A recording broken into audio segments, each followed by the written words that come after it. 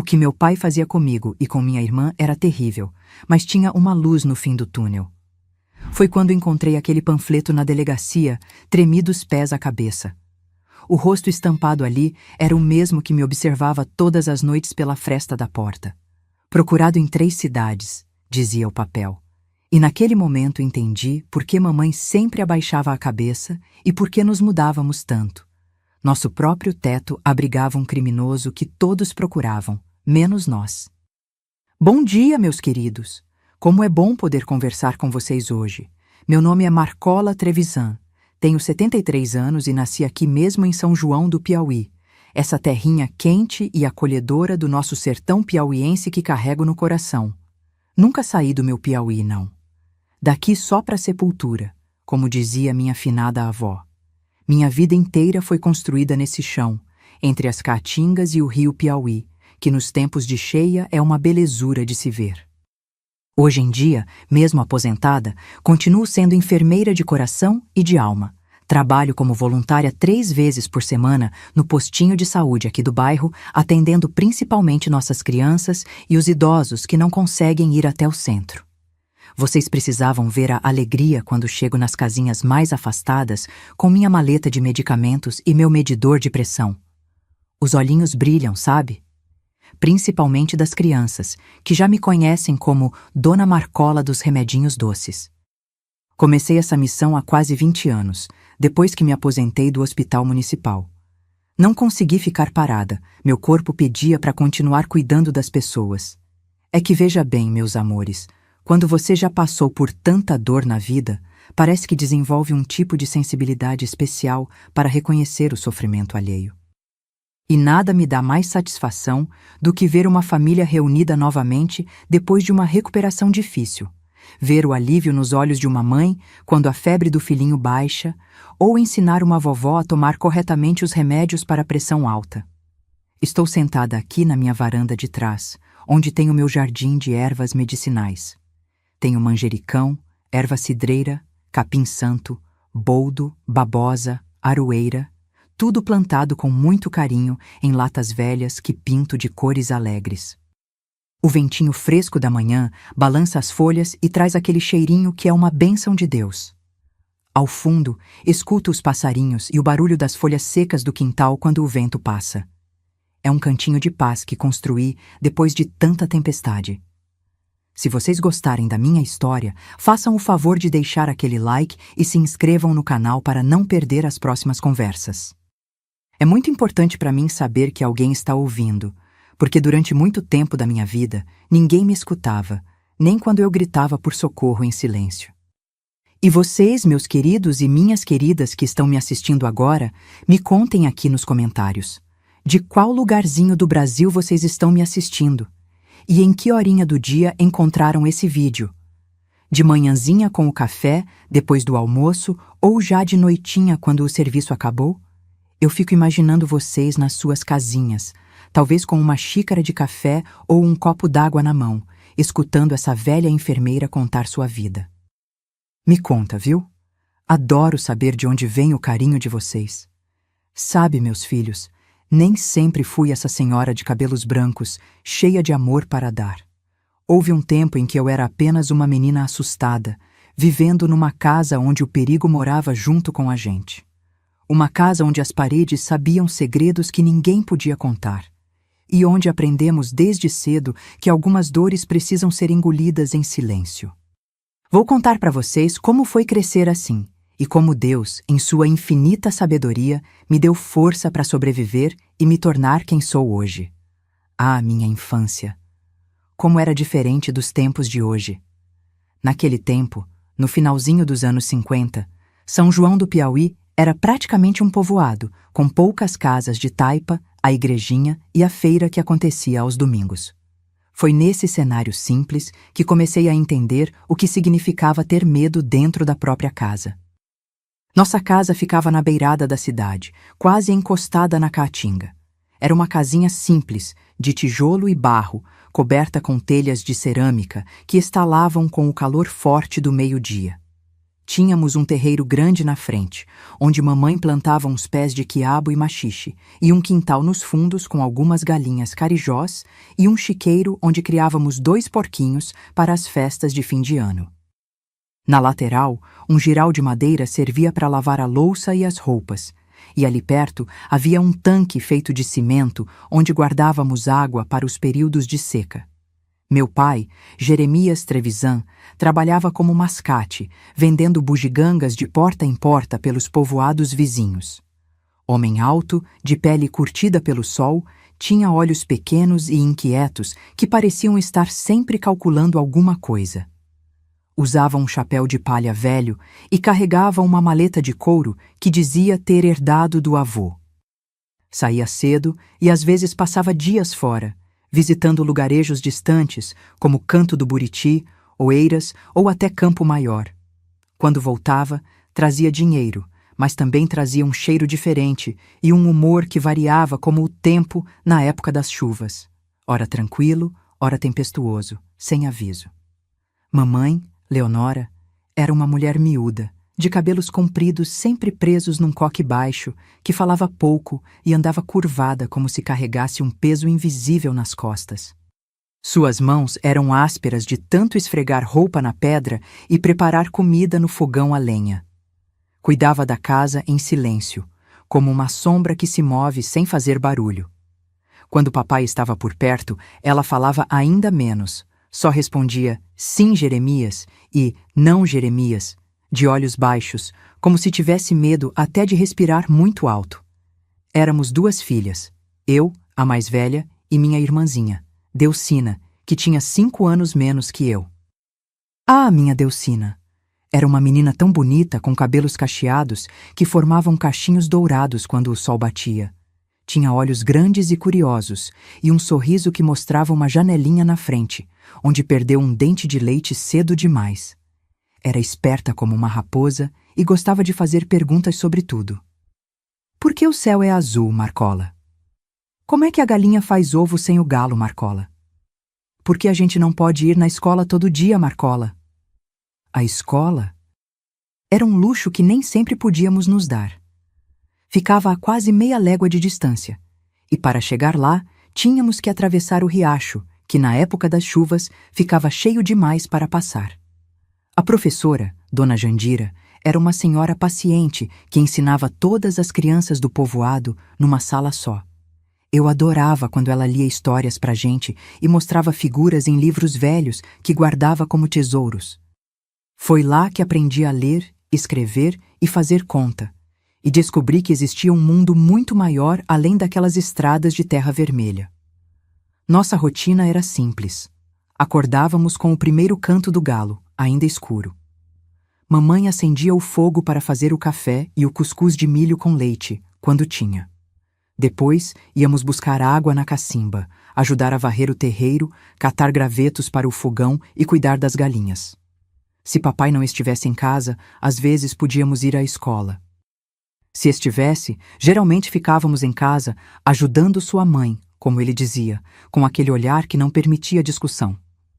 Aos domingos, íamos à igreja, todos arrumados com as melhores roupas que tínhamos. Era o único dia em que via mamãe sorrir um pouquinho, cumprimentando as comadres depois da missa. Lembro do cheiro de alfazema que ela passava nas nossas roupas e do pão doce que comprávamos na volta, como uma pequena celebração semanal. Depois, em casa, preparávamos um almoço mais caprichado, com galinha ou carne seca quando dava.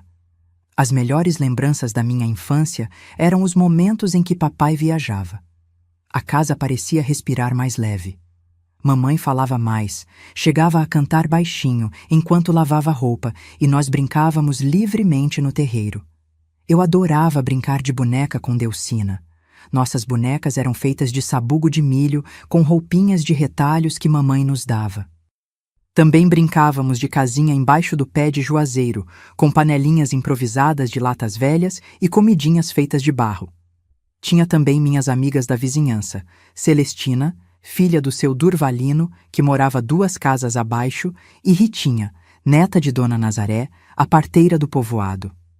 Quando nos juntávamos, corríamos até o riacho para pegar piabas com peneiras ou brincávamos de roda no terreiro da casa de uma delas, cantando ciranda, cirandinha ou atirei o pau no gato.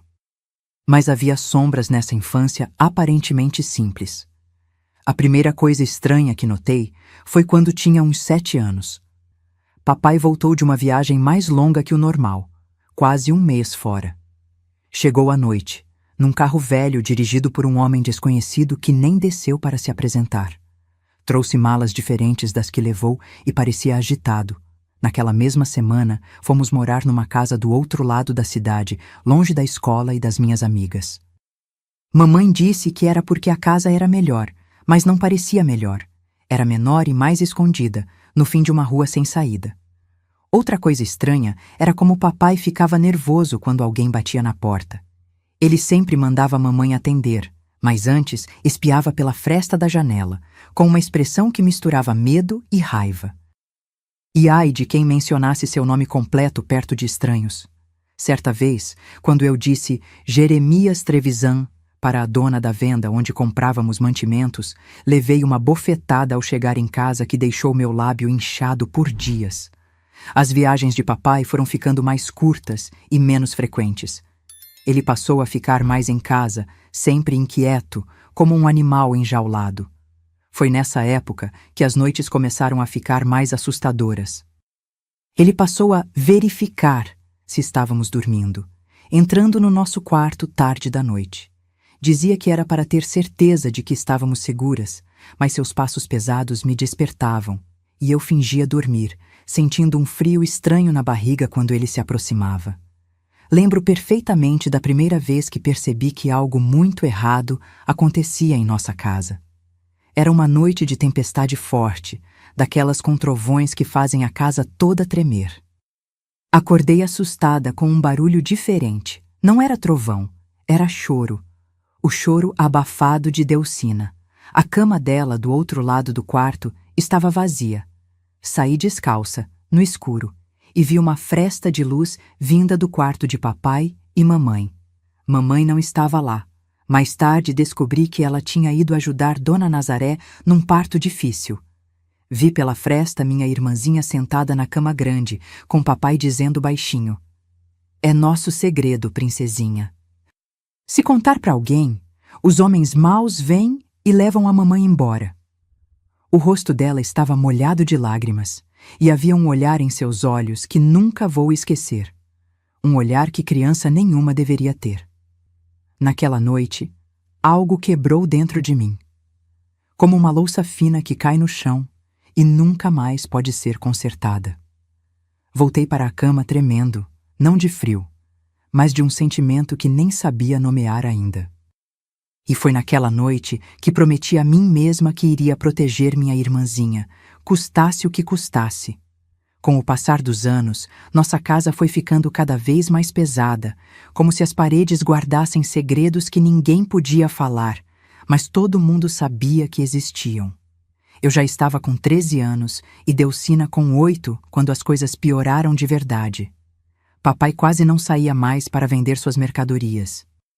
Dizia que os tempos estavam difíceis, que o dinheiro estava curto, mas sempre tinha moedas para comprar cachaça na venda do seu Diolindo. Nossa casa agora ficava na parte mais afastada de São João do Piauí, quase na saída para Sobradinho. Era uma casa de esquina, pintada de um azul desbotado, com um muro alto que papai mesmo construiu, dizendo que era para proteger a família de ladrões. Hoje entendo que era para esconder o que acontecia lá dentro. Os dias em que papai bebia eram os piores. Ele chegava cambaleando, com os olhos vermelhos como brasas e um cheiro azedo de cachaça misturado com suor. Nesses dias, mamãe nos mandava direto para o quarto, com um olhar que dizia tudo. "Fiquem quietinhas, pelo amor de Deus." Mas as paredes da casa eram finas e ouvíamos tudo. Os gritos, as acusações sem sentido, o barulho de coisas quebrando e, pior de tudo, os soluços contidos de mamãe. "Essa casa tá cheia de espiões, Leonora. Tão atrás de mim, mas não vão me pegar. Tenho olhos nas costas, mulher", ele gritava. Depois vinha aquele som horrível de tapa na cara e mamãe implorando baixinho: Jeremias, as meninas vão ouvir, por favor. Eu abraçava Delcina forte contra meu peito, tapando seus ouvidos com minhas mãos. Ela tremia como um passarinho assustado e sussurrava: Marcola, por que o papai fica assim? Por que ele não gosta da gente? Como explicar para uma criança o que nem eu mesma entendia? Numa dessas noites, quando o silêncio finalmente caiu sobre a casa, escutei passos arrastados no corredor. A porta do nosso quarto se abriu com um rangido que gelava minha espinha. Era papai. Fingi que dormia, como sempre fazia, mas dessa vez ele não foi até a cama de Delcina como nas outras noites. Veio até a minha. Sei que tá acordada, Marcola, ele disse com a voz pastosa. Tá grandinha já, moça feita. Precisa ajudar mais na casa. Senti o peso dele quando sentou na beirada da minha cama, e o cheiro de cachaça era tão forte que me dava ânsia. Sua mão áspera tocou meu rosto, depois desceu pelo meu pescoço. Tão parecida com sua mãe quando era nova. Meu coração batia tão forte que achei que ele podia ouvir. Nesse momento, como uma bênção divina, ouvimos a voz de mamãe chamando da porta da cozinha. Jeremias, tem um homem querendo falar com você. Papai levantou num pulo, xingando baixinho. Quem é a essa hora? Saiu do quarto apressado e eu finalmente pude respirar. No dia seguinte, quando acordei, papai não estava em casa. Mamãe disse que tinha saído às pressas ainda de madrugada, levando uma mala. Vai ficar uns tempos fora, ela explicou, sem olhar nos meus olhos. Havia um corte no canto da boca dela e uma mancha roxa no braço, mas não perguntei nada. Aprendi cedo que certas perguntas só traziam mais problemas. Aquelas semanas sem papai foram como um respiro de ar fresco. Delcina voltou a sorrir e a cantar suas musiquinhas enquanto brincava com as bonecas de sabugo. Mamãe ficava menos tensa, embora sempre olhasse para a estrada como se esperasse ver papai surgindo a qualquer momento. Eu até consegui voltar à escola por alguns dias, onde a professora comentou como eu estava atrasada nos estudos, mas que tinha uma cabeça boa para aprender. Foi numa dessas idas à escola que tudo começou a mudar. No caminho, passei pela única delegacia da cidade, um prédio pequeno com uma placa desbotada na frente. O que me chamou a atenção foi um papel novo pregado na parede externa, um cartaz com fotos de homens procurados pela justiça. Parei para olhar por curiosidade, e foi quando meu mundo desabou. Ali, entre outras fotos em preto e branco, estava o rosto de papai. Não havia dúvida. O mesmo olhar duro, o queixo quadrado, as entradas na testa. Abaixo da foto estava escrito: Jeremias Alves da Costa, também conhecido como Jeremias Trevisan ou Jerônimo Mendes, procurado por crimes em Teresina, Floriano e Campo Maior. Fiquei paralisada, com as pernas bambas. Não era só o fato de ver meu pai ali, mas o nome diferente. Jeremias Alves da Costa? Quem era esse homem que vivia em nossa casa? O que ele tinha feito nessas outras cidades? E por que usava nosso sobrenome, Trevisan? Tá interessada nos procurados, menina? A voz me assustou.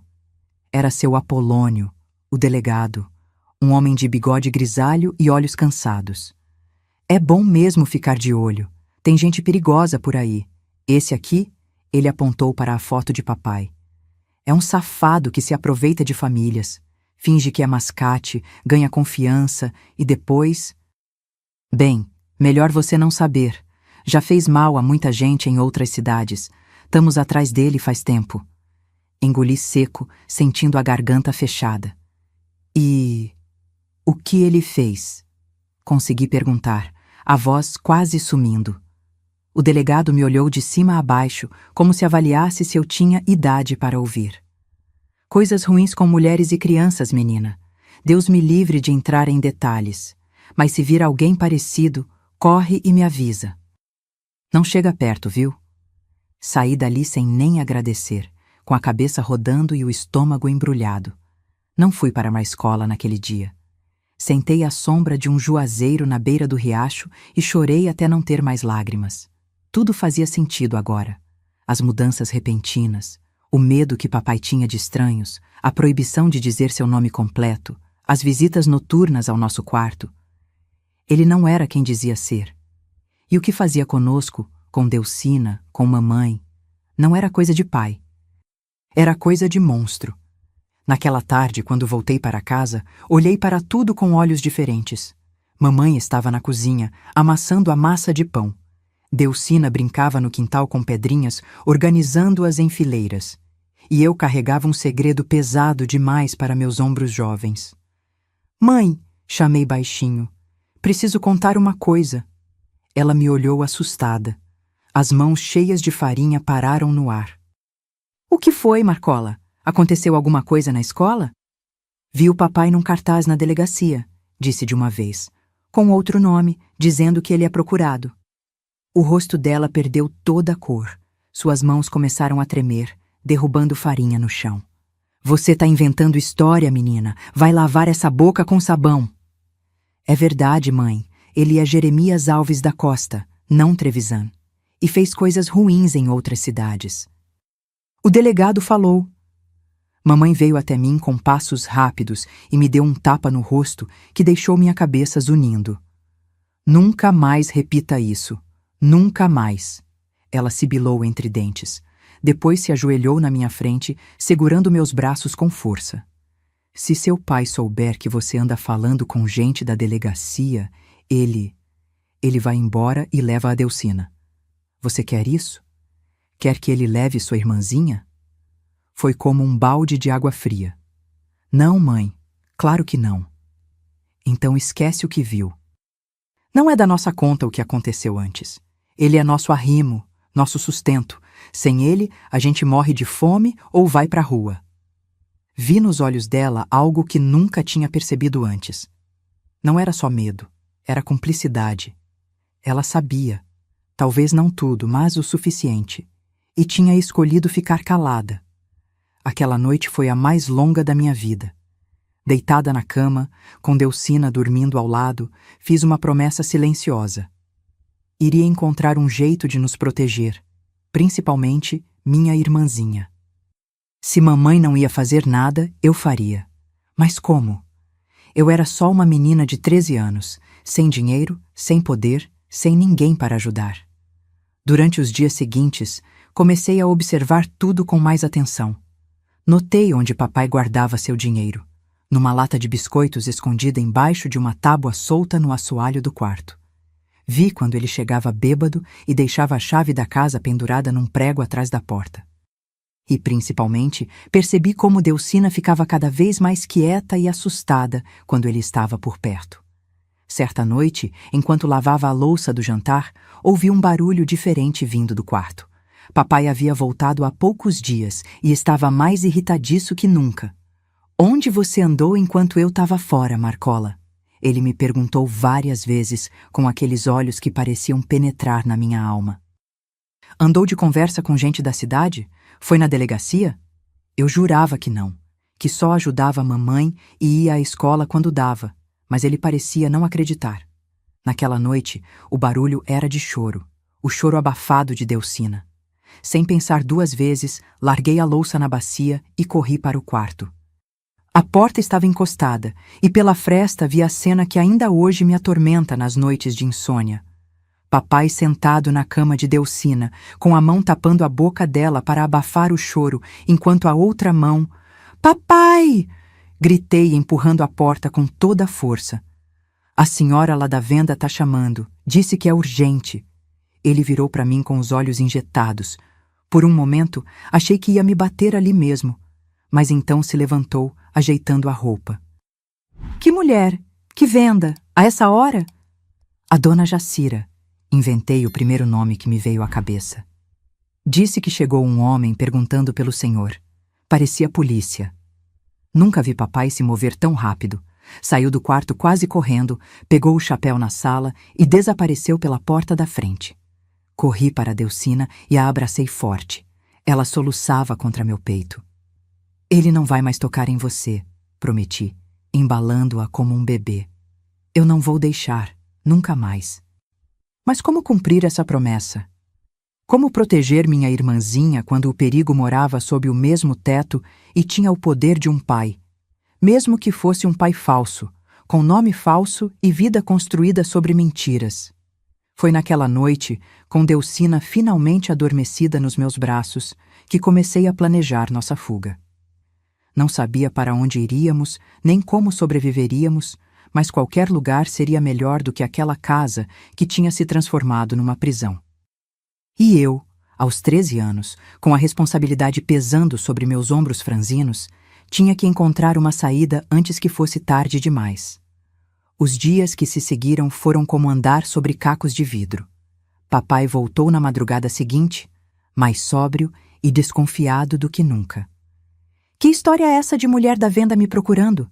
Ele perguntou no café da manhã, olhando fixamente para mim. Passei lá e ninguém sabia de nada. Engoli em seco, mas mantive a voz firme. Eu só repeti o que me disseram, pai.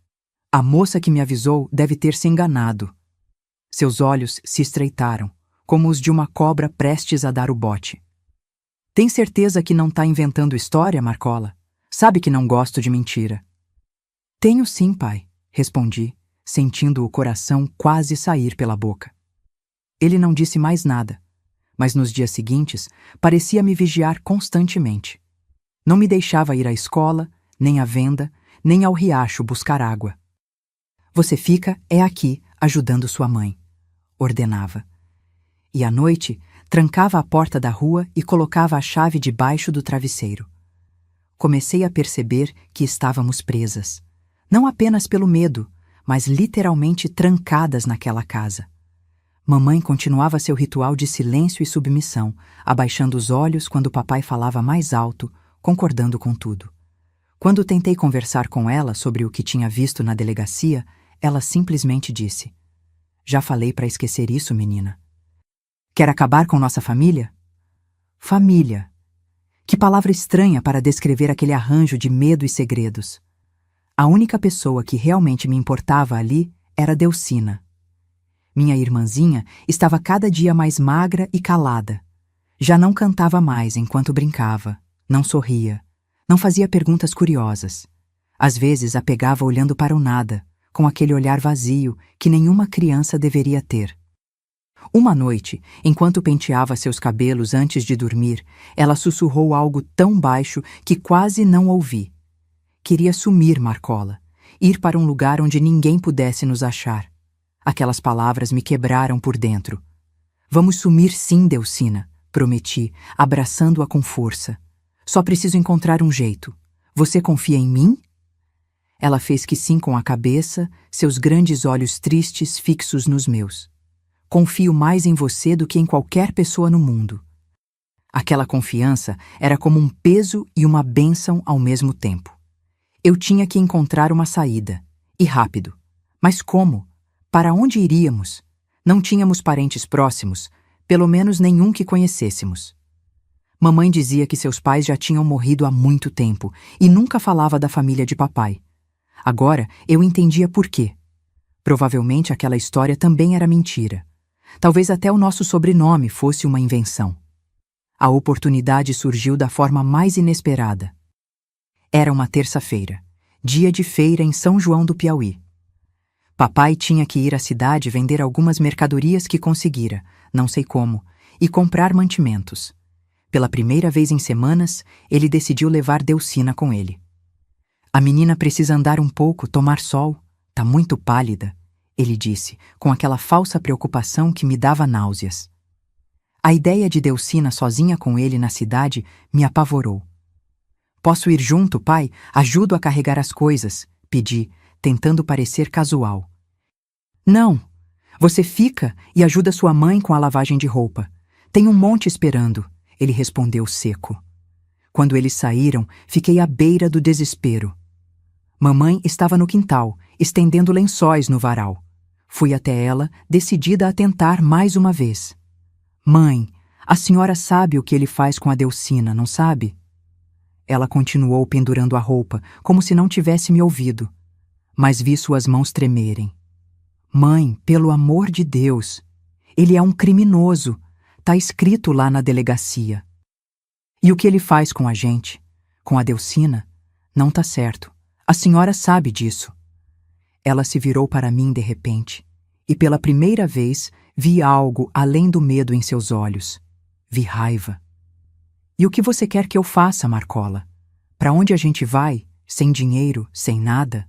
Você acha que alguém vai acreditar na gente? Acha que alguém vai querer ajudar? Podemos ir para a casa da vovó em Campo Grande, sugeri, mencionando a mãe dela, que nunca tínhamos visitado, mas de quem mamãe falava às vezes. Ela soltou uma risada amarga. Que vovó, menina? Minha mãe morreu faz anos. Essa história é só para vocês terem alguma esperança. Foi como um tapa na cara. Mais uma mentira. Mais uma porta fechada. Então a gente denuncia ele, conta tudo pro delegado, insisti. E quem vai acreditar em nós? Uma mulher sem estudo e duas meninas contra um homem que é respeitado na cidade? Você é muito inocente, Marcola. O mundo não funciona assim. Bom, mas o delegado já sabe que ele é procurado. Tem o cartaz lá. E você acha que ele vai se importar com o que acontece dentro da nossa casa? Coisas assim acontecem em todo canto, menina. Ninguém liga. Fiquei parada, sentindo o gosto amargo da impotência. Mamãe voltou a pendurar as roupas, como se aquela conversa nunca tivesse existido. Percebi então que não podia contar com ela. Se quisesse salvar Delcina e a mim mesma, teria que agir sozinha. Naquela tarde, revirei a casa procurando por qualquer coisa que pudesse nos ajudar. Encontrei a lata de biscoitos onde papai guardava dinheiro e peguei algumas notas. Não todas, para que ele não percebesse de imediato. Depois, procurei por documentos, algo que provasse quem éramos. Num baú velho no fundo do quarto, achei nossas certidões de nascimento. Peguei a minha e a de Delcina. Também encontrei uma fotografia antiga, mamãe mais jovem, sorrindo ao lado de uma mulher mais velha que se parecia com ela.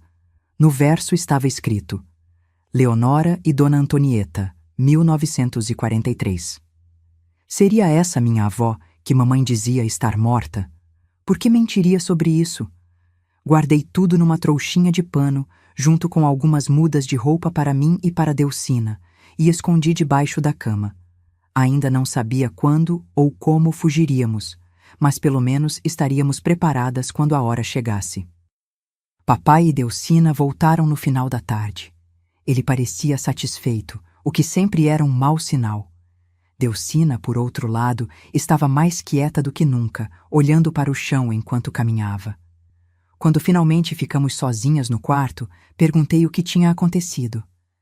Ele me levou num lugar estranho depois da feira, ela sussurrou. Uma casa no fim da Rua dos Cajueiros. Tinha um homem lá que ficou me olhando muito. Papai disse que era um amigo que queria conhecer a filha dele. Mas ele me olhava de um jeito esquisito, Marcola. Do mesmo jeito que papai olha. Meu sangue gelou nas veias. Ele te tocou? Esse homem? Ela balançou a cabeça. Não. Só ficou me olhando e falando com papai. Não entendi direito, mas ouvi ele falar algo sobre quanto e quando. Depois papai disse que íamos voltar lá semana que vem. Naquele momento, soube que não tínhamos mais tempo. O que quer que papai estivesse planejando aconteceria na próxima semana. A ideia era tão horrível que nem conseguia formular em pensamentos. Naquela noite, mal consegui dormir. Ouvi papai e mamãe discutindo na cozinha, as vozes abafadas pelas paredes finas. É uma boa quantia, mulher. Resolve nossos problemas, dizia ele. Mas é a Delcina, nossa filha. A voz de mamãe tremia. E desde quando isso importou para você? Fica calada quando eu vou ao quarto delas, não fica? Pelo menos assim ela vai servir para alguma coisa. O som de um tapa, seguido do choro contido de mamãe. Depois silêncio. Um silêncio mais aterrador que qualquer grito. Na manhã seguinte, papai anunciou que precisava viajar para Floriano. Negócio importante, explicou. Volto em 3 dias. E vocês? Olhou para nós 3 com aqueles olhos duros. Não saiam de casa. Entenderam? Por nada nesse mundo. Quando ele saiu, mamãe estava com o rosto inchado e um corte no lábio. Tentou agir normalmente preparando o café, mas suas mãos tremiam tanto que derramou água pelo chão da cozinha. Mãe! Chamei baixinho quando Delcina foi ao quintal. O que ele vai fazer com a Delcina? Que história é essa de voltar àquela casa na semana que vem? Ela me olhou com olhos vazios, como se sua alma tivesse sido sugada. Ele vai vendê-la, Marcola, para um homem de Floriano que gosta de meninas novinhas. Foi como se o mundo tivesse desabado. Mesmo sabendo das maldades de papai, nunca imaginei que chegaria a esse ponto. E a senhora vai deixar? Perguntei, a voz embargada de raiva e desespero. Ela não respondeu. Apenas continuou varrendo o chão, as lágrimas caindo silenciosas pelo rosto machucado. Naquele instante, tomei minha decisão. Não esperaríamos mais. Era agora ou nunca. Vou levar a Delcina embora daqui, anunciei. Hoje mesmo. Para minha surpresa, mamãe não tentou me impedir. Apenas olhou para mim longamente, como se me visse de verdade pela primeira vez. Depois, foi até o quarto e voltou com um embrulho pequeno. Tome, é o dinheiro que guardei todos esses anos, escondido dele. Era uma quantia pequena, mas maior do que o que eu tinha conseguido pegar. Leve a Delcina para Teresina. Procure a casa na Rua das Flores, número 18. Pergunte por Dona Antonieta Costa. Diga que é neta dela. A senhora vem com a gente? Perguntei, um último fio de esperança. Ela balançou a cabeça lentamente. Não posso. Ele me encontraria. E vocês também. Alguém precisa ficar para distraí-lo, para dar tempo de vocês irem longe. Olhei para aquela mulher frágil, quebrada por anos de medo e violência, e pela primeira vez senti algo além de raiva por sua cumplicidade silenciosa. Senti pena e gratidão. A senhora nunca mais vai nos ver, falei, a realidade dessa despedida finalmente me atingindo. Um fantasma de sorriso passou por seus lábios machucados. É melhor assim. Vão e não olhem para trás. Construam uma vida que eu não pude dar a vocês. Naquela tarde, enquanto mamãe distraía os vizinhos conversando no portão, saí com Delcina pelos fundos da casa, nossas poucas posses numa trouxa de pano. Disse a ela que íamos para uma aventura, que iríamos conhecer nossa avó em Teresina. Seus olhos, pela primeira vez em muito tempo, brilharam com algo parecido com esperança. O problema é que nunca tínhamos viajado sozinhas antes. Eu, uma menina de 13 anos, e Delcina, com apenas 8, tentando chegar a Teresina, uma cidade que só conhecíamos de nome. Sem documentos além das certidões de nascimento, sem adulto para nos acompanhar, com pouco dinheiro no bolso e o medo constante de que papai voltasse antes do previsto e viesse atrás de nós. Conseguimos carona num caminhão de carga que ia até Simplício Mendes. O motorista, seu Gervásio, era um senhor de cabelos brancos que acreditou quando disse que íamos encontrar nossa tia que estava doente. De Simplício Mendes, teríamos que encontrar outro transporte para Picos, e de lá para Teresina. Sentadas na carroceria do caminhão, entre sacos de farinha e feijão, segurando firme uma na mão da outra enquanto a poeira da estrada subia pelos nossos rostos, eu olhava para o horizonte com um misto de terror e esperança. Estávamos fugindo do único lar que conhecíamos, deixando para trás a mãe que, apesar de tudo, nos amava do jeito torto que podia. E íamos em busca de uma avó que nem sabíamos se existia de verdade, numa cidade grande e desconhecida. Mas quando olhava para Delcina, para aquele rostinho que começava a relaxar à medida que nos afastávamos de São João do Piauí, sabia que estávamos fazendo a única coisa possível. Porque às vezes, fugir não é covardia. É o único ato de coragem ao nosso alcance.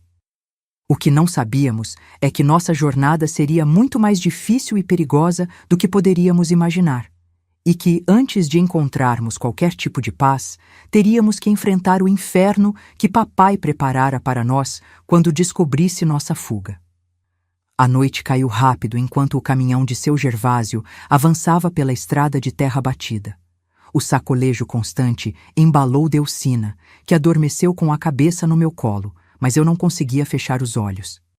Cada vez que o caminhão diminuía a velocidade, meu coração disparava, temendo que fosse papai nos alcançando. Cada farol distante parecia uma ameaça, cada barulho estranho me fazia apertar Delcina mais forte contra mim. Chegamos a Simplício Mendes já bem tarde. Seu Gervásio nos deixou na praça central, perto da igreja. Tem uma pensão ali na esquina, das Irmãs Cordeiro, ele indicou. Digam que Gervásio mandou, elas não vão negar pouso para vocês. Agradeci com lágrimas nos olhos.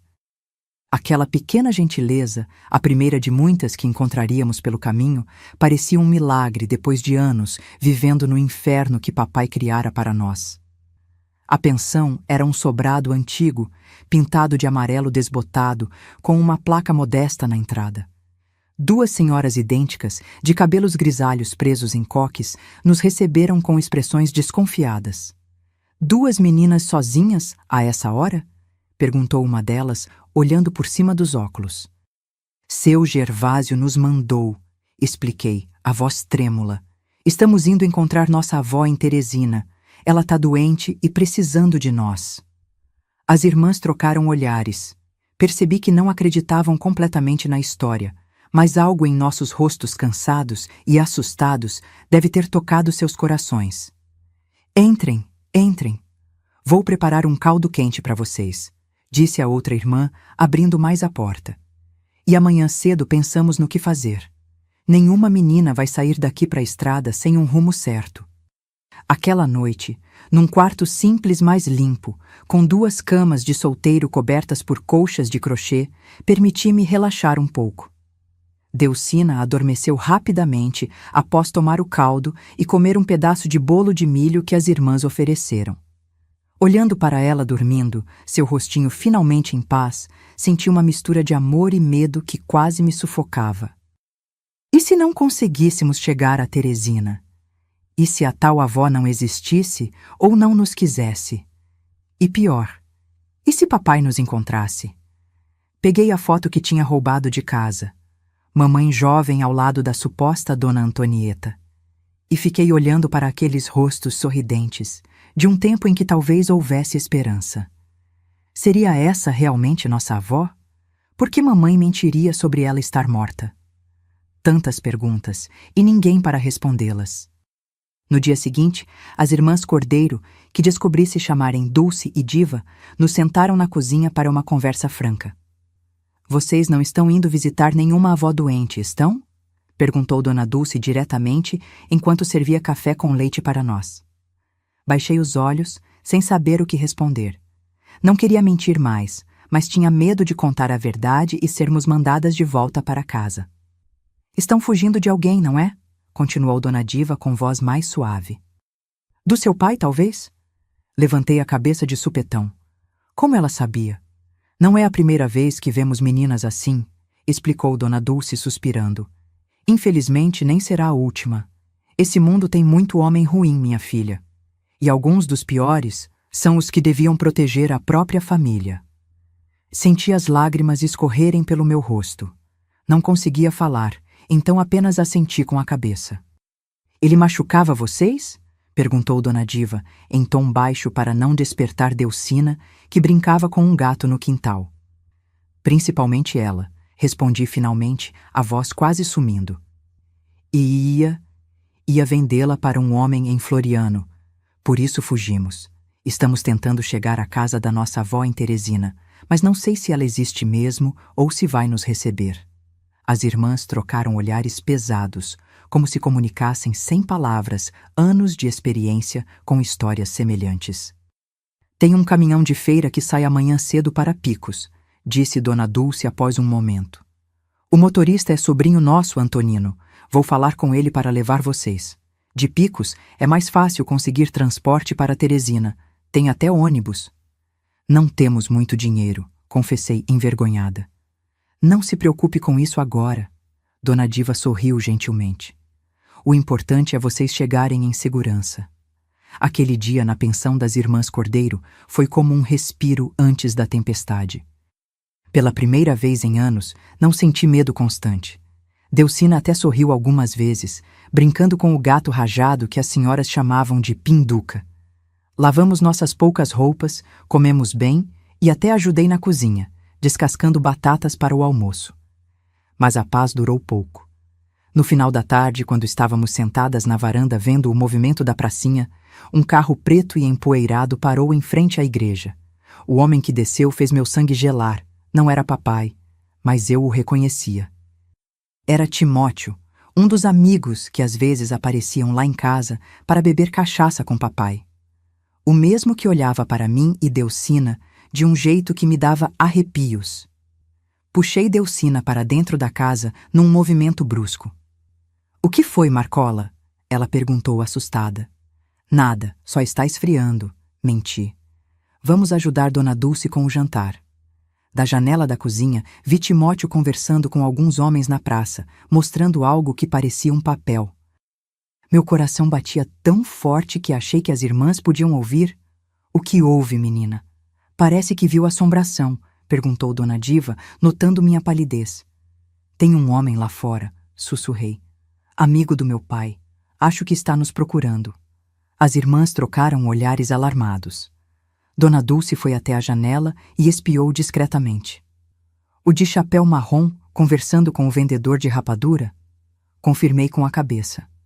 "Vão para o quartinho dos fundos", ela ordenou calmamente. "Fiquem lá e não façam barulho. Diva, leva elas enquanto eu fico de olho aqui." Dona Diva nos conduziu por um corredor estreito até um quartinho que parecia ser usado como depósito, com pilhas de lençóis, toalhas e outros artigos domésticos. "Fiquem aqui e não saiam por nada", ela instruiu. "Se ouvirem vozes de homem, escondam-se debaixo daquelas colchas empilhadas no canto." As horas seguintes foram as mais longas da minha vida. Sentadas no chão daquele quartinho abafado, abraçadas uma à outra, ouvimos batidas na porta da frente da pensão.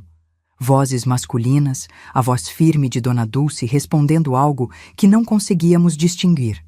Depois, passos pesados pela casa, portas sendo abertas e fechadas. "Ele vai nos achar", Delcina choramingou contra meu peito. "Vai levar a gente de volta." "Não vai não", prometi, apesar do terror que me consumia. "Não vamos voltar nunca mais." Os passos se aproximaram do corredor que levava ao nosso esconderijo. Rapidamente, puxei Delcina para debaixo das colchas empilhadas, como Dona Diva tinha instruído. Abafei a respiração, sentindo o coração quase sair pela boca. A porta do quartinho se abriu com um rangido.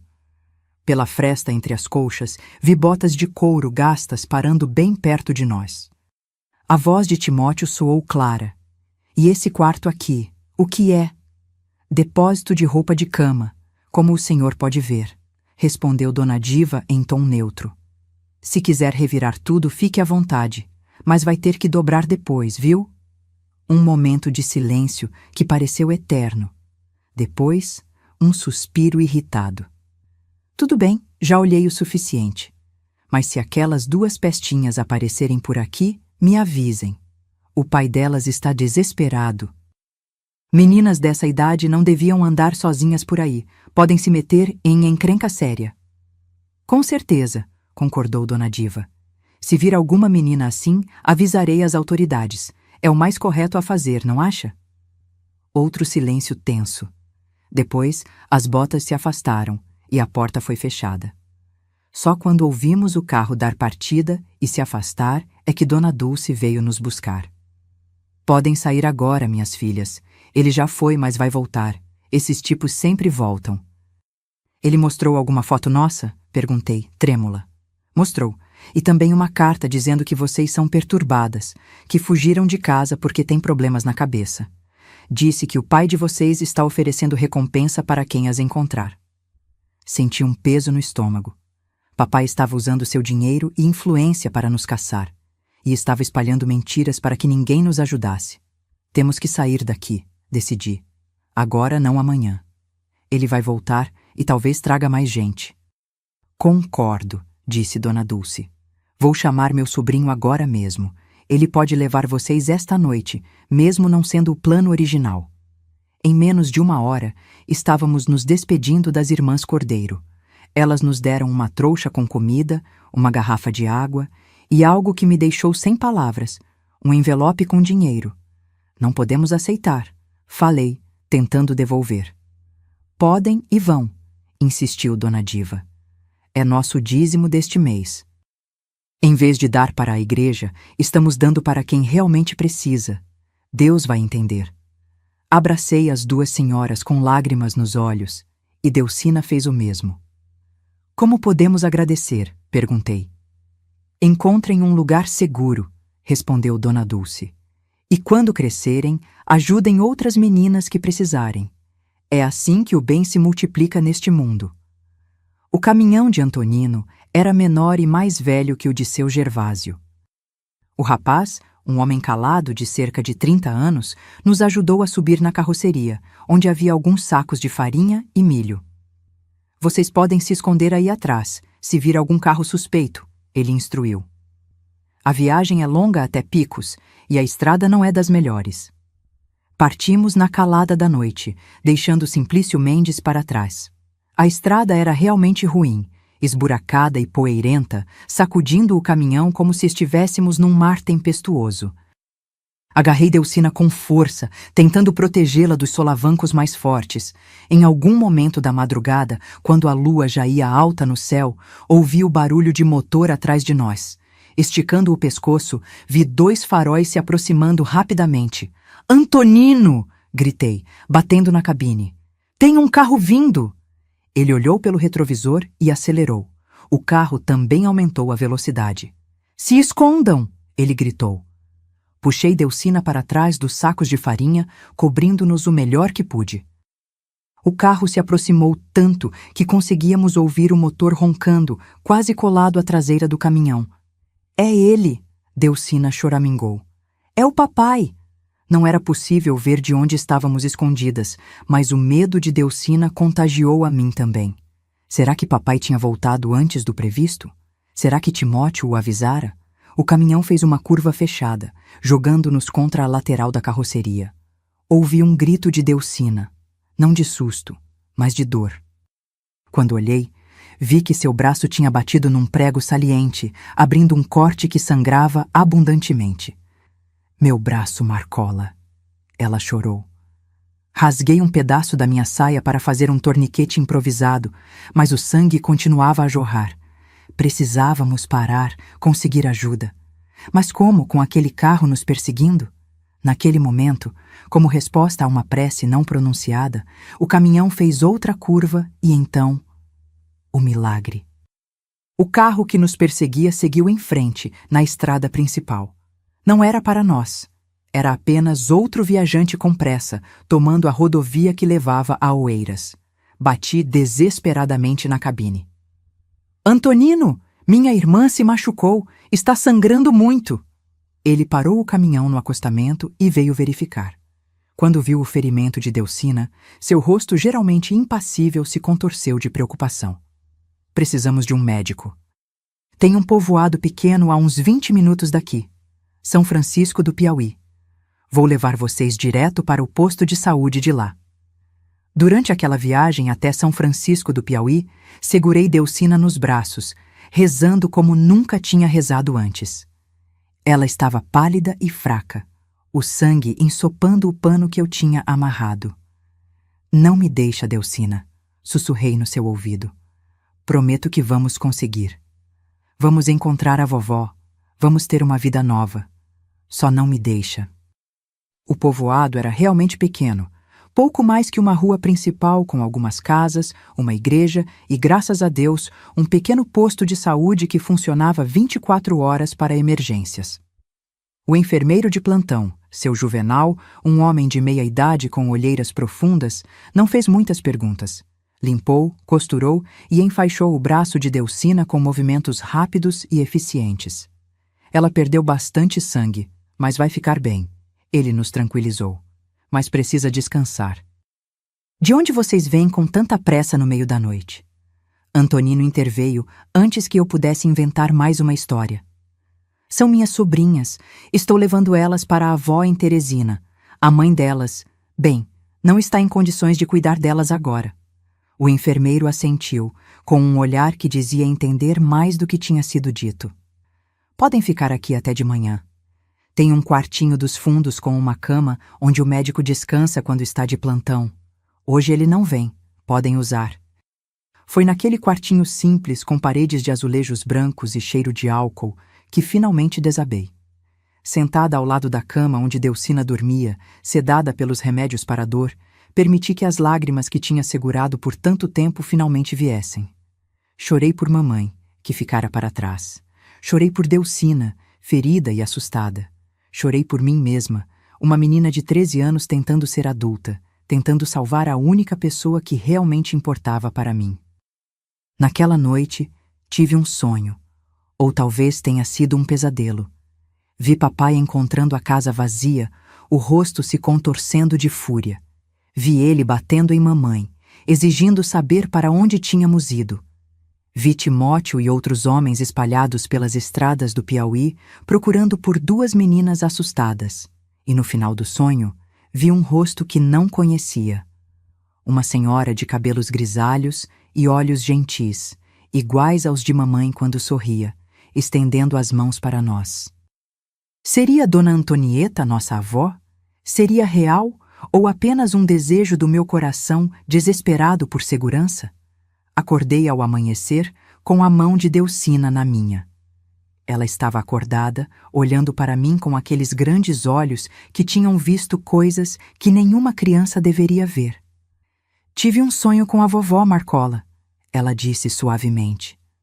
Ela estava nos esperando numa casa azul, com flores na janela. Eu também sonhei com ela, respondi surpresa. Será que é um sinal? Delcina assentiu solenemente. É sim, ela existe, Marcola, e vamos encontrá-la. Aquela fé simples e inabalável, vinda de uma criança que tinha passado por tanto, me deu forças para continuar. Antonino apareceu logo depois, trazendo pão e café que tinha comprado na única padaria do povoado. Como está a pequena? Ele perguntou. Melhor, respondi. Obrigada por tudo que está fazendo por nós. Ele deu de ombros, desconfortável com o agradecimento. Minhas tias me criaram para ajudar quem precisa. Além disso, ele hesitou. Também tive uma irmã que passou por algo parecido, só que ninguém ajudou ela a tempo. Aquela revelação, dita tão simplesmente, me fez ver que não estávamos sozinhas em nossa dor. Quantas outras meninas tinham histórias semelhantes? Quantas não tiveram a chance de fugir, de encontrar pessoas boas pelo caminho? Vamos seguir para Picos, assim que sua irmã puder viajar, continuou Antonino. De lá, vou ajudar vocês a pegar o ônibus para Teresina. Tem um que sai ao meio-dia. Se não tiverem problemas pelo caminho, chegam lá antes do anoitecer. Delcina, que tinha ficado calada até então, falou com uma determinação que me surpreendeu. Vamos conseguir, Marcola. Temos que conseguir. Não vou deixar o papai me vender para aquele homem. Prefiro morrer. Aquelas palavras, vindas da boca de uma criança de 8 anos, foram o ponto exato em que percebi que não havia mais volta. O que papai tinha feito conosco, o que planejava fazer, era tão monstruoso que tinha roubado a infância da minha irmãzinha, transformando-a numa pequena adulta disposta a morrer pela própria liberdade. Não vai acontecer, prometi, segurando suas mãos nas minhas. Nem que eu tenha que enfrentar o mundo inteiro. Ninguém vai te machucar de novo, Delcina. Nunca mais. Era uma promessa enorme para uma menina de 13 anos. Mas naquele quarto de posto de saúde, de um povoado perdido no interior do Piauí, com o sol nascente lançando seus primeiros raios através da janela simples, eu jurei a mim mesma que cumpriria essa promessa, custasse o que custasse. O que eu não sabia é que seria testada muito mais cedo do que imaginava. Porque no horizonte, como uma tempestade se aproximando, papai já estava em nosso encalço. E ele não desistiria facilmente do que considerava sua propriedade. Conseguimos chegar a Picos na tarde daquele mesmo dia. Delcina estava fraca, mas determinada a continuar. O curativo em seu braço precisaria ser trocado logo, mas pelo menos o sangramento havia parado. Antonino nos levou diretamente à rodoviária, um prédio simples com um guichê e alguns bancos de madeira onde passageiros esperavam. Tem um ônibus para Teresina saindo em 1 hora, ele informou após verificar. Vou comprar as passagens para vocês. Não precisa gastar seu dinheiro, protestei. Suas tias já nos ajudaram tanto. É o dinheiro delas mesmo. Ele sorriu pela primeira vez desde que o conhecemos.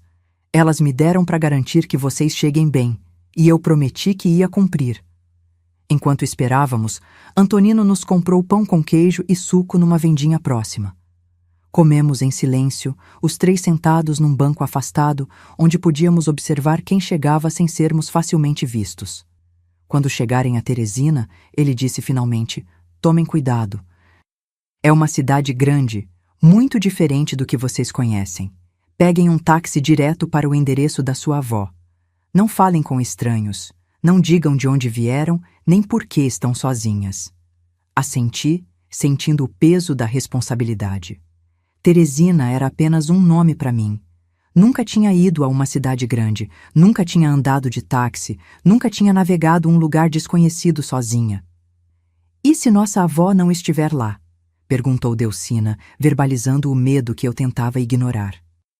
Antonino nos olhou longamente, como se avaliasse o que dizer. Aí vocês procuram a igreja mais próxima. Peçam para falar com o padre ou uma freira. Digam que precisam de ajuda. Mas só façam isso se não encontrarem sua avó, entenderam? Primeiro, tentem o endereço que tem. Quando o ônibus finalmente chegou, um veículo velho e empoeirado, mas para nós tão imponente quanto um palácio ambulante, Antonino nos acompanhou até a porta. Entregou-me um pacote embrulhado em papel pardo. Tem comida para a viagem, um pouco mais de dinheiro que minhas tias mandaram e o número do telefone da pensão delas. Se precisarem, liguem. Alguém sempre vai atender. Abracei-o brevemente, engolindo as lágrimas. Obrigada. Deus vai te recompensar por isso. Já recompensou, ele respondeu simplesmente. Boa sorte, pequenas. O ônibus partiu, levantando poeira. Pela janela, vi Antonino ficando para trás, uma figura solitária acenando, até que a estrada fez uma curva e ele desapareceu de vista. A viagem para Teresina foi longa e cansativa. O ônibus parava em pequenos povoados pelo caminho, pessoas subiam e desciam, galinhas cacarejavam em cestos, crianças choravam. Delcina dormiu a maior parte do tempo, a cabeça apoiada no meu ombro. Eu, porém, não conseguia fechar os olhos.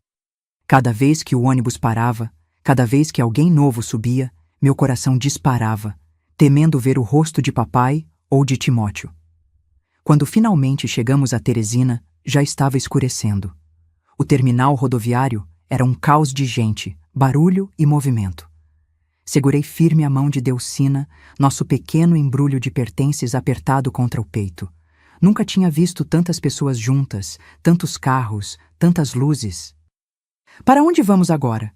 Delcina perguntou, os olhos arregalados diante daquele novo mundo.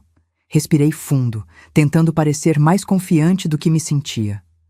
Vamos achar um táxi, como Antonino falou, para nos levar até a casa da vovó. Do lado de fora da rodoviária, consegui encontrar um táxi. Meu primeiro táxi na vida. O motorista, um senhor de cabelos grisalhos chamado Seu Benedito, nos olhou com desconfiança. 2 meninas sozinhas? Onde estão seus pais? Estamos indo para a casa da nossa avó, expliquei, mostrando o endereço anotado num papel. Rua das Flores, número 18. Nossos pais, eles não puderam vir. Seu Benedito continuou me olhando com aquela expressão que os adultos têm quando sabem que algo não está certo, mas acabou dando de ombros. Entrem, então. Mas essa rua fica num bairro antigo. Não sei se o número ainda existe. Durante o trajeto pelas ruas de Teresina, fiquei maravilhada com o tamanho da cidade, as luzes, as construções. Para quem só conhecia São João do Piauí e algumas vilas pequenas, Teresina parecia outro mundo. Delcina estava igualmente fascinada, o nariz colado na janela do carro. Olha quantas luzes, Marcola! Parece Natal! Finalmente, após algumas voltas por ruas estreitas de um bairro mais antigo, Seu Benedito parou o carro. É aqui. Rua das Flores. O número 18 deve ser aquele ali. Meu coração quase parou quando vi a casa. Era uma construção antiga, pintada de azul, com vasos de flores na janela. Exatamente como no sonho que Delcina tinha descrito. Vou esperar até vocês entrarem, disse seu Benedito, só para garantir que tem alguém em casa. Com as pernas trêmulas, segurei a mão de Delcina e caminhei até o portão de ferro trabalhado. Toquei a campainha, 1 vez, 2 vezes. Nada aconteceu.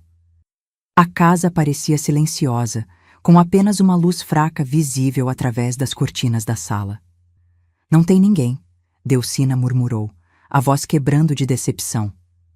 Vamos tentar mais uma vez, insisti, tocando a campainha novamente. Foi então que ouvimos passos lentos se aproximando. A porta da frente se abriu e uma senhora apareceu.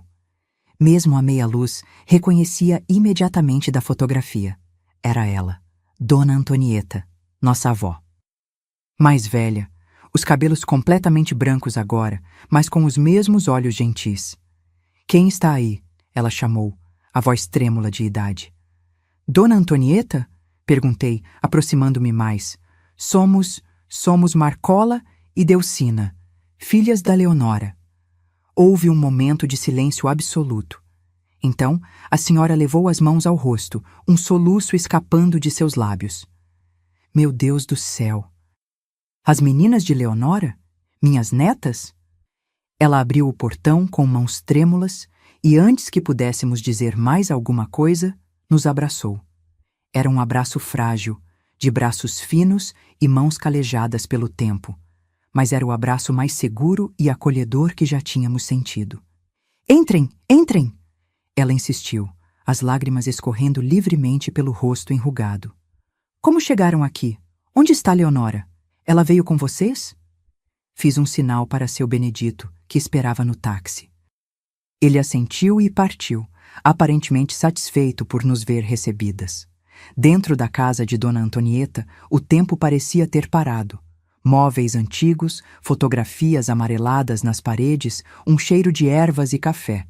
Ela nos levou para a sala, nos fez sentar no sofá, coberto por uma colcha de crochê, e ficou apenas olhando para nós, como se não acreditasse no que via. Vocês são a cara da Leonora quando pequena, ela disse finalmente.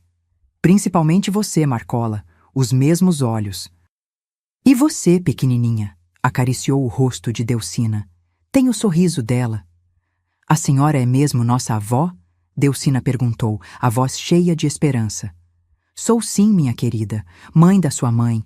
Faz mais de 15 anos que não vejo Leonora, desde que ela foi embora com aquele homem. Sua voz falhou. Mas me digam, como chegaram aqui? Como me encontraram? Foi então que tive que contar tudo. Não queria, não planejava revelar nossa história tão cedo. Mas as perguntas dela exigiam respostas. E algo nos olhos daquela senhora me dizia que podíamos confiar. Contei sobre papai, sobre o que ele fazia conosco, sobre descobrir que ele era procurado em várias cidades, sobre seu plano de vender Delcina. Contei sobre nossa fuga, sobre as pessoas boas que tínhamos encontrado pelo caminho, sobre o endereço que mamãe nos deu. Enquanto falava, Dona Antonieta chorava silenciosamente, as mãos apertando um lenço velho. Jeremias Alves da Costa. Ela murmurou quando terminei. Eu sabia. Sempre soube que ele era um homem mau. Tentei impedir Leonora de ir com ele, mas ela estava encantada. Dizia que ele ia dar uma vida melhor. Que vergonha minha filha não proteger as próprias filhas. Ela nos ajudou a fugir, defendi mamãe. Deu o dinheiro que tinha guardado, deu o endereço da senhora. Disse que ficaria para distraí-lo para nos dar tempo. Dona Antonieta assentiu lentamente. Algo de bom sobrou nela então. Graças a Deus. Naquela noite, depois de um banho quente, o primeiro em dias, e de uma refeição decente, dormimos numa cama de verdade, com lençóis limpos que cheiravam a alfazema. Delcina adormeceu quase imediatamente, exausta da viagem e ainda fraca pelo ferimento. Eu, porém, fiquei acordada por um tempo, olhando para o teto, tentando processar tudo o que tinha acontecido. Estávamos seguras? Realmente seguras? Papai nos encontraria aqui? E o que aconteceria com mamãe quando ele descobrisse para onde tínhamos ido? Na manhã seguinte, acordei com o cheiro de café fresco e bolo de milho. Por um momento fiquei desorientada, sem reconhecer onde estava. Então me lembrei. Estávamos na casa da vovó em Teresina, longe de papai. Na cozinha, encontrei Dona Antonieta preparando o café da manhã. Delcina já estava sentada à mesa, comendo bolo e tomando leite. Parecia melhor, com um pouco mais de cor nas bochechas. Bom dia, minha querida. Vovó sorriu. Dormiu bem? Sim, senhora, respondi, ainda não totalmente à vontade para chamá-la de vovó, embora Delcina já o fizesse naturalmente. Obrigada por tudo. Não precisa agradecer. Vocês são minhas netas. Deveriam ter vindo para cá há muito tempo. Ela hesitou, como se escolhesse as palavras. Marcola, depois do café, precisamos conversar sobre o que vamos fazer. A conversa aconteceu na sala, enquanto Delcina brincava no pequeno quintal dos fundos com um gato malhado que vovó chamava de Romeu. Dona Antonieta me explicou que era viúva há muitos anos. Vivia da pensão do marido, que tinha sido funcionário dos Correios. A casa era própria, pequena mas confortável, e ela estava sozinha desde que sua única filha, Leonora, tinha partido com Jeremias. Nunca aceitei aquele homem, ela confessou. Havia algo nos olhos dele, algo frio, calculista. Quando Leonora disse que ia embora com ele, que iam se casar, tentei impedi-la. Brigamos feio. Ela me acusou de querer impedir sua felicidade. Saiu batendo a porta, jurando que nunca mais voltaria. Por anos, tentei encontrá-la. Mandei cartas para todos os lugares onde suspeitava que pudessem estar. Nunca obtive resposta. Ela nos disse que a senhora tinha morrido. Contei, sentindo-me culpada por revelar mais uma mentira de mamãe. Dona Antonieta fechou os olhos, como se aquilo fosse uma dor física. Entendo. Era mais fácil para ela dizer isso do que admitir que tinha cortado relações comigo. Ou talvez ele a tenha forçado a dizer isso. Acho que foi ele, concordei. Ele não gostava que falássemos com ninguém. Vivíamos praticamente isoladas. Ela assentiu, pensativa. Marcola, vocês podem ficar aqui comigo. Esta casa é de vocês também. Mas... Ela hesitou. Jeremias virá atrás. Se ele sabe deste endereço, é só questão de tempo até aparecer.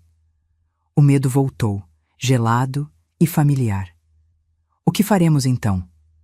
Vamos à polícia, ela decidiu. Hoje mesmo.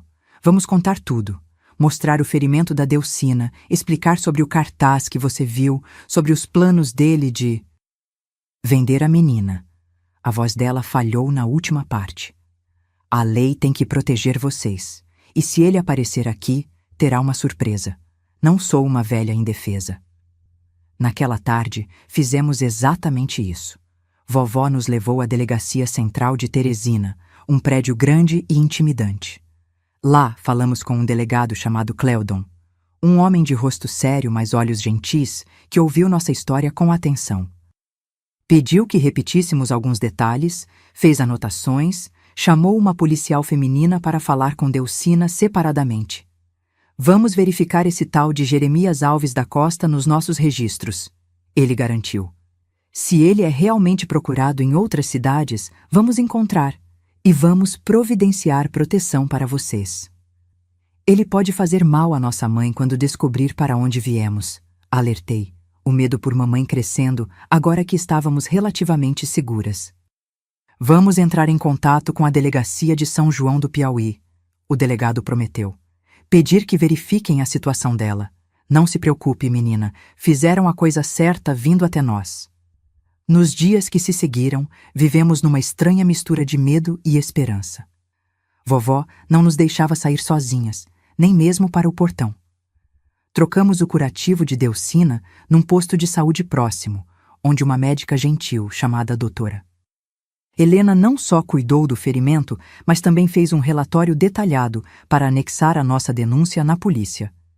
Sua irmãzinha vai ficar bem, ela me garantiu, mas vai ficar uma cicatriz. Algumas feridas nunca desaparecem completamente, apenas se tornam parte de quem somos. Uma semana depois de nossa chegada, o delegado Cleldon veio pessoalmente à casa de vovó. Sentou-se conosco na sala e nos deu a notícia que mudaria tudo. Confirmamos que Jeremias Alves da Costa é procurado por crimes em 3 cidades diferentes no Piauí, ele explicou. Crimes graves contra mulheres e crianças. Ele já usou pelo menos 4 nomes diferentes nos últimos anos. E... Ele hesitou, olhando para a vovó como se pedisse permissão para continuar. Pode falar, delegado, ela encorajou.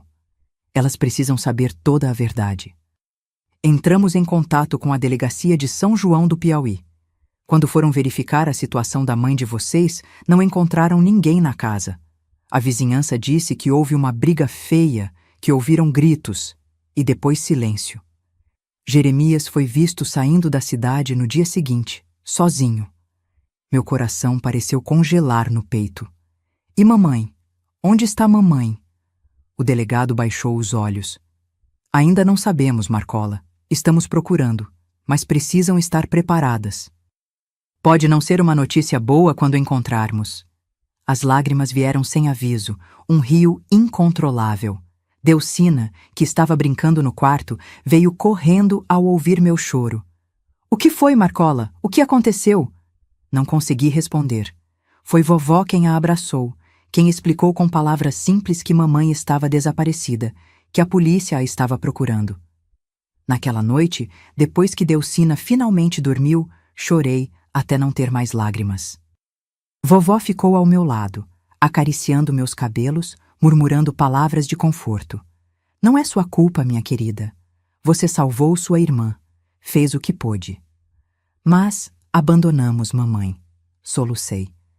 Ela ficou para nos proteger e agora... Leonora fez uma escolha, Marcola. A escolha de uma mãe que, no fim, quis proteger suas filhas. Não tire isso dela. Foi o último ato de amor que ela pôde oferecer. 2 semanas depois, recebemos a notícia que temíamos. O corpo de mamãe tinha sido encontrado enterrado no quintal da nossa antiga casa. Jeremias tinha desaparecido e agora era procurado não apenas pelos crimes antigos, mas também por assassinato.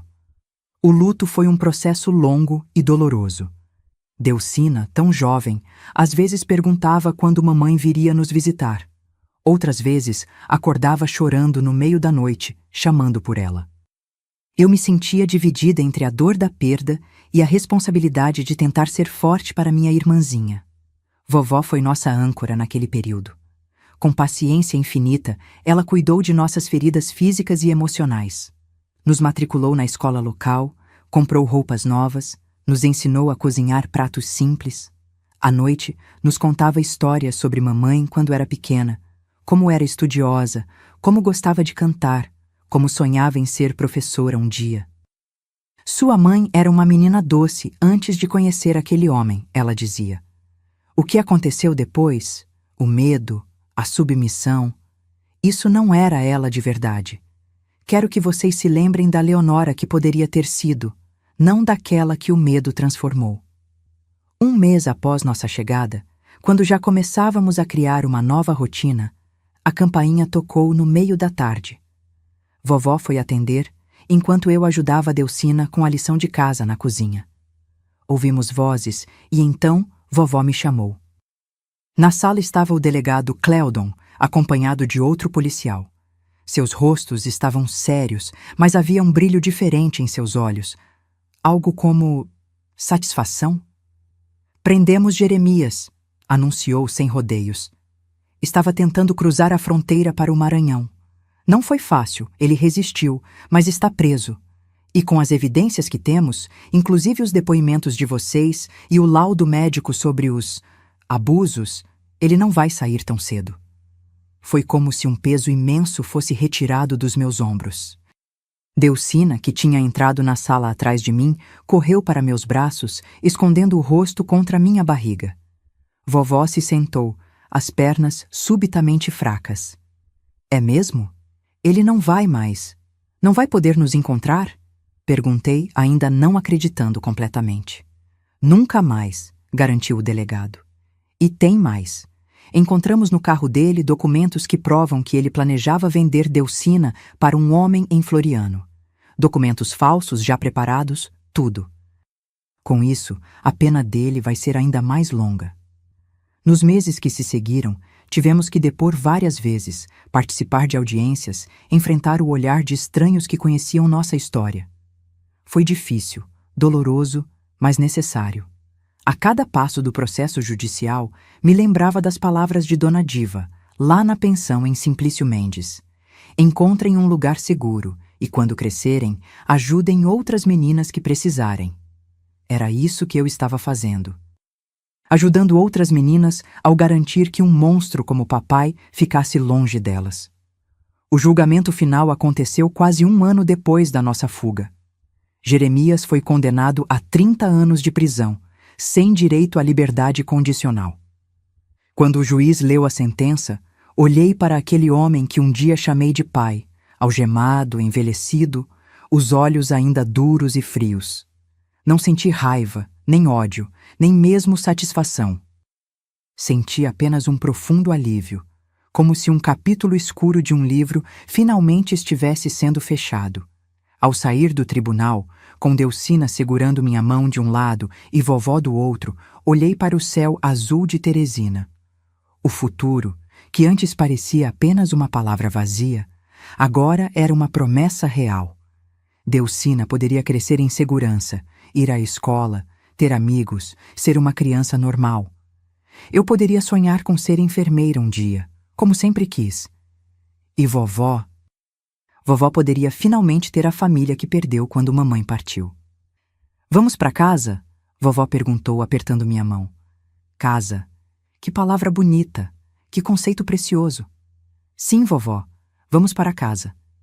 E assim, meus queridos, o tempo passou, as feridas foram cicatrizando e a vida seguiu seu curso. Hoje, com meus 73 anos, olho pela janela da minha casinha em São João do Piauí. Sim, voltei para minha terra natal há quase 15 anos e agradeço a Deus por cada dia de paz que conquistamos. Depois de tudo que passamos, consegui estudar e me formar enfermeira em Teresina, realizando aquele sonho antigo de cuidar dos outros. Vovó Antonieta nos criou com tanto amor que, aos poucos, aprendemos a confiar novamente, a sorrir sem medo, a dormir sem pesadelos. Ela partiu para junto de Deus quando eu tinha 28 anos, mas deixou em nós seu legado de força e bondade. Delcina também estudou, tornou-se professora, casou-se com um homem gentil chamado Arlindo e hoje vive em Teresina com seus 3 filhos, já adultos. Vem me visitar todo mês, trazendo sempre alguma guloseima da capital, geralmente aqueles biscoitinhos de nata que ela sabe que eu adoro. Quando nos abraçamos, ainda vejo nela a menininha de olhos assustados que jurei proteger, embora hoje seja uma mulher forte e realizada de 68 anos. Nunca me casei. Dediquei minha vida à enfermagem e a criar Delcina junto com vovó. Trabalhei por décadas no Hospital Municipal de Teresina, depois em Picos, e finalmente voltei para São João do Piauí, quando me aposentei. Senti que precisava fechar esse círculo, fazer as pazes com minha terra. A cidade mudou muito, cresceu, tem mais ruas asfaltadas, mais comércio. Mas o céu continua do mesmo azul intenso, o vento ainda traz o mesmo cheiro de terra seca e caatinga em flor depois das chuvas. E as pessoas têm o mesmo olhar acolhedor, a mesma simplicidade que sempre amei nesse pedaço de chão piauiense. Minha rotina hoje é tranquila. Acordo cedo, faço meu café na hora, forte como gosto. Cuido do meu jardim de ervas medicinais, onde planto de tudo um pouco: manjericão, alecrim, hortelã, erva cidreira. 3 vezes por semana ainda vou ao postinho de saúde aqui perto como voluntária. Ensino as mães jovens a cuidarem dos bebês. Ajudo os idosos a entenderem como tomar os remédios corretamente. Verifico pressão. Faço curativos simples. É uma alegria poder usar o conhecimento que adquiri para ajudar minha comunidade.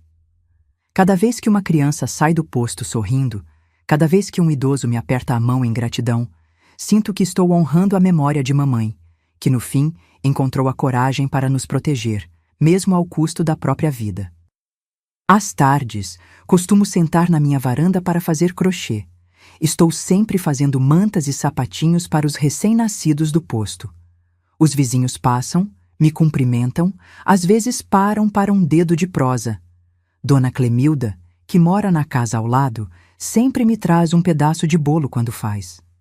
Seu Josimar, da mercearia da esquina, separa as frutas mais bonitas para mim porque sabe que gosto de fazer vitaminas de manhã. Nas noites mais frescas, vou até a pracinha central, onde acontecem as quermesses da igreja e as festas da comunidade.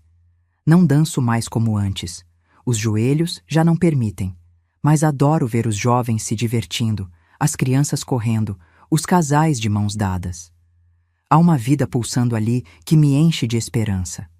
Nos finais de semana, recebo a visita dos sobrinhos netos, filhos dos filhos de Delcina. São 3 rapagões e 2 moças, todos já encaminhados na vida. Trazem os pequenos, meus sobrinhos bisnetos, que enchem a casa de barulho e alegria. Faço bolo de milho, a receita de vovó Antonieta e suco de cajá. Sentamos todos na varanda e conto histórias do Piauí antigo, das lendas do sertão, das festas de São João que eram tão diferentes das de hoje. O que mais me emociona é ver que conseguimos quebrar o ciclo. Delcina criou seus filhos com amor e segurança, sem os traumas que carregamos.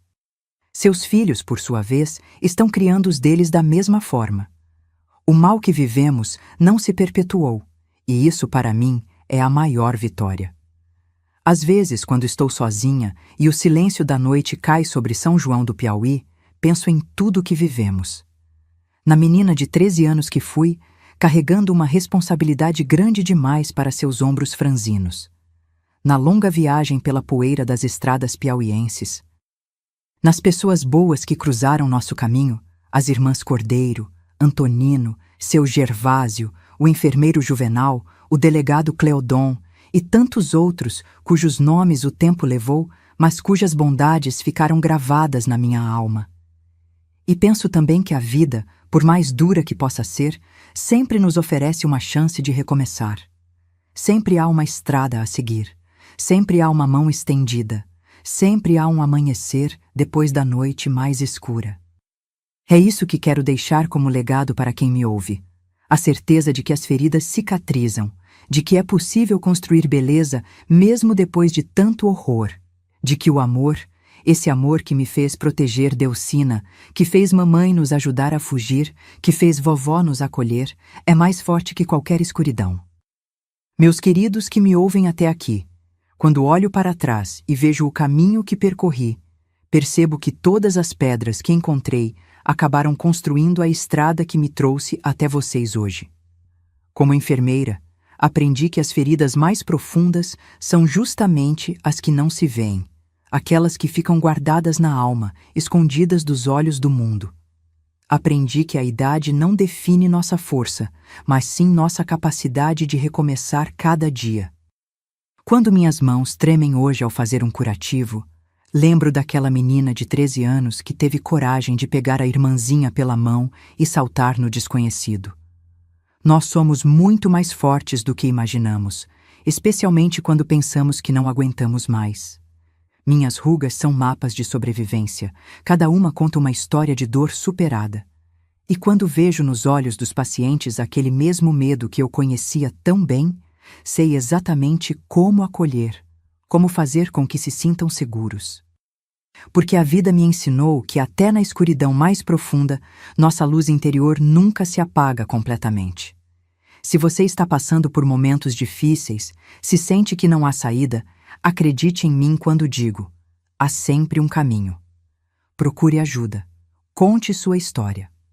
Em qualquer lugar do mundo existem pessoas dispostas a estender a mão, como as irmãs Cordeiro fizeram comigo e Delcina tantos anos atrás. A dignidade e o respeito são valores que transcendem fronteiras e culturas. Descobri que somos mais fortes do que imaginamos, especialmente quando pensamos que não aguentamos mais. O tempo não cura todas as feridas, mas nos ensina a viver com elas e ainda assim sorrir. É por isso que, Mesmo aos 73 anos, ainda tenho força para ajudar no postinho, para acolher quem precisa, para compartilhar o que aprendi. Minha história não é sobre o que fizeram comigo, mas sobre como escolhi responder. Escolhi a cura, não só para mim, mas para todos que posso alcançar com minhas mãos de enfermeira. Escolhi transformar a dor em compaixão, o medo em coragem, o trauma em sabedoria.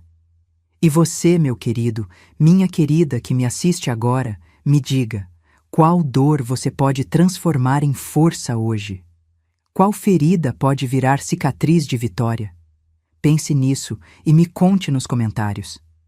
Quero muito ler suas histórias de superação, seus momentos de virada, seus recomeços. Se minha história tocou seu coração, faça o favor de se inscrever neste canal e ativar o sininho, porque temos muito o que conversar ainda. Cada inscrição me diz que não estou falando sozinha, que minhas experiências podem ajudar alguém a encontrar seu próprio caminho. E isso, meus queridos, para uma senhora de 73 anos que já viu tanto sofrimento, é o maior presente que posso receber. Deixe também nos comentários a palavra renascer, para que eu saiba que você acompanhou esta história até o fim. É isso que fazemos todos os dias, não é mesmo? Renascemos das cinzas do que fomos, um pouco mais fortes, um pouco mais sábios. Faça isso. Agora, não espere nem mais um minuto. Sua história de superação pode ser o farol que vai guiar alguém na tempestade. Até nosso próximo encontro. Que Deus abençoe e guarde cada um de vocês.